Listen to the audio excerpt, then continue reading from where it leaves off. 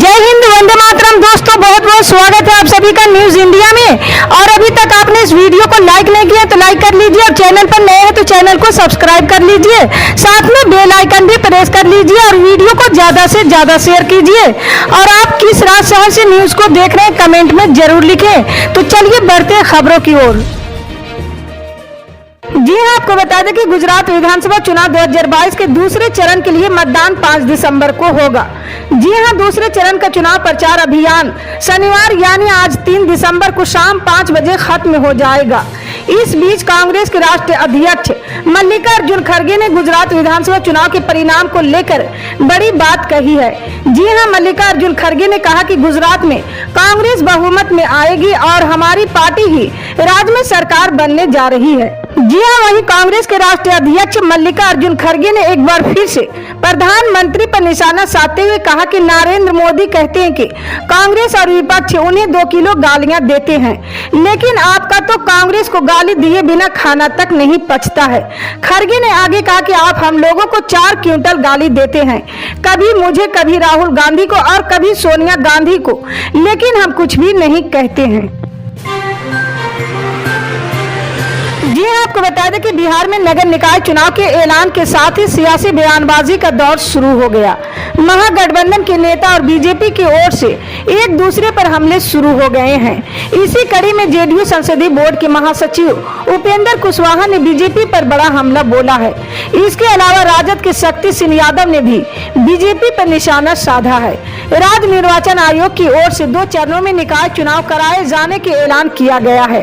आपको बता दें कि पटना हाई कोर्ट ने अति पिछड़ा आरक्षण के मुद्दे पर निकाय चुनाव पर रोक लगा दिया था। तारीखों के ऐलान के बाद जेडीयू नेता उपेंद्र कुशवाहा ने कहा कि बीजेपी गलत तथ्यों के आधार पर चुनाव रोकने की कोशिश कर रही थी। जी हां, वहीं उपेंद्र कुशवाहा ने कहा कि चुनाव की तारीख का ऐलान होते ही बीजेपी का असली चेहरा उजागर हो गया है।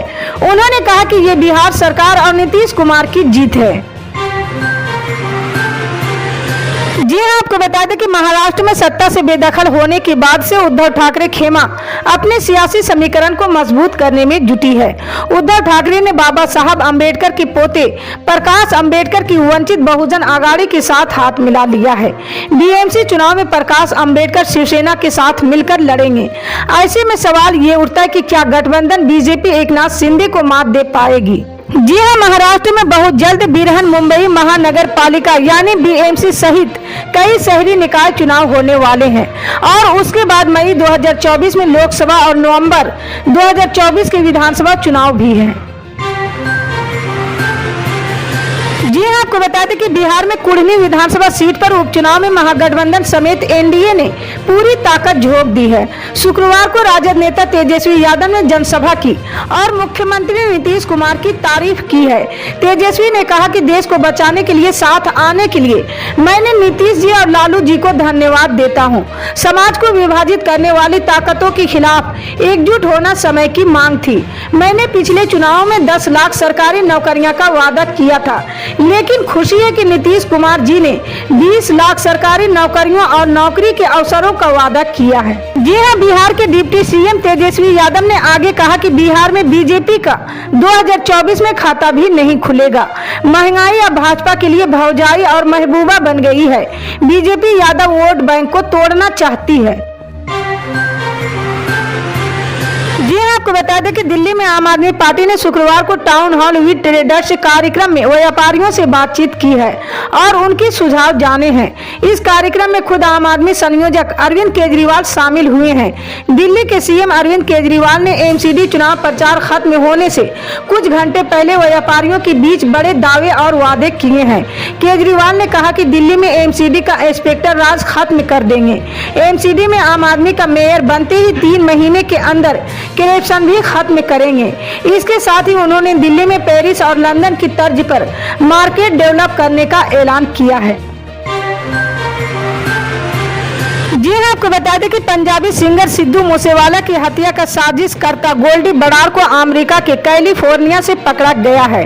पंजाब के मुख्यमंत्री भगवंत मान ने शुक्रवार को इसकी जानकारी दी है। उन्होंने कहा कि कैलिफोर्निया पुलिस ने हमसे संपर्क किया है। जल्द ही गोल्डी बराड़ को भारत लाया जाएगा और उसे सख्त से सख्त सजा दी जाएगी। जी हाँ, पंजाब के मुख्यमंत्री भगवंत मान फिलहाल गुजरात विधानसभा चुनाव को लेकर अहमदाबाद में है। उन्होंने एक प्रेस कॉन्फ्रेंस कर गोल्डी बराड़ के पकड़े जाने का दावा किया है। उन्होंने कहा कि गोल्डी बराड़ कैलिफोर्निया पुलिस के गिरफ्त में आ चुका है। बराड़ को जल्द ही भारत लाया जाएगा और उस पर सख्ती से कानूनी कार्रवाई की जाएगी। उन्होंने कहा कि सिद्धू मूसेवाला के परिवार को जल्द न्याय मिल सके, इसके लिए पंजाब सरकार लगातार प्रयास में जुटी है। जी हाँ, आपको बता दें कि पश्चिम बंगाल में अखिल भारतीय महासचिव अभिषेक बनर्जी जहां भाजपा नेता शुवेंदु अधिकारी के घर शांति कुंज में सभा करेंगे। जवाब में उसी दिन शुवेंदु अधिकारी अभिषेक बनर्जी का किला डायमंड हार्बर में सभा करेंगे। दोनों ही नेताओं को कलकत्ता हाई कोर्ट ने अनुमति दे दिया है। एक तरफ जहाँ तृणमूल के अखिल भारतीय महासचिव अभिषेक बनर्जी शनिवार की सुबह शांति कुंज के पास अधिकारी के घर में भाजपा के खिलाफ आवाज बुलंद करेंगे। जी हाँ, आपको बता दें कि जनता दल एक बार फिर दिल्ली के एमसीडी चुनाव में अपना दमखम दिखाने को तैयार है। पिछली बार जदयू को कोई सफलता हाथ नहीं लगी थी, लेकिन इस बार जदयू पूरी ताकत से मैदान में उतरने का दावा किया है। 4 दिसंबर को मतदान एमसीडी की कुल 250 वार्डों में चुनाव हो रहा है, लेकिन इस बार जदयू ने 22 सीटों पर उम्मीदवार उतारे हैं। पिछला विधानसभा चुनाव जदयू का भाजपा के साथ गठबंधन था, लेकिन इस बार पार्टी अपने दम पर चुनाव मैदान में उतरे हैं। जी हाँ, आपको बता दें कि रामपुर उपचुनाव में एक रैली के दौरान सपा चीफ अखिलेश ने सीएम योगी को चेतावनी देते हुए कहा कि जब सपा सरकार थी तो योगी की फाइल भी उनके पास आई थी, लेकिन उन्होंने कोई एक्शन नहीं लिया।